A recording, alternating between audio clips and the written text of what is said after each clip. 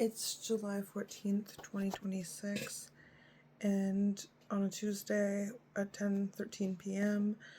and I'm making this because I want to talk a little bit more about Bpd splits. We call them splits or splitting because basically with Bpd you have an alternate personality times like 1, 2, 3, whatever you feel really. And sorry, I'm looking at my rocks that I painted.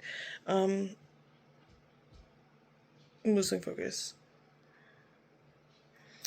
When you split, basically, like, it starts by a trigger, and it just keeps going with triggers until, like, your mind just kind of, like, loses control. And then, like, you just, like, have a breakdown and, like, take out your anger on, like, someone else and, like, play victim, and, like, it's just, like, a whole cycle until, like, you realize that, like, you cycled and you split. And it can last anywhere from, like, seconds and minutes, hours to, like, weeks, months even. Usually not longer than months, but sometimes in severe episodes it can last, like, years, which people, like, put themselves in, like, the mental ward for. But in my case, I had a split, and it came kind of out of nowhere, and it scared the shit out of me, really terrifying. And earlier, before that, like hours before that, I had a nightmare, or like I like to call them a night terror, because it was literally terrifying. Like I woke up in tears and just freaking out.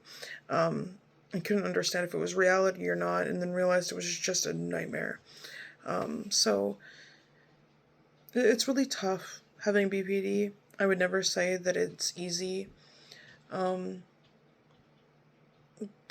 Very scary the last little while for me personally.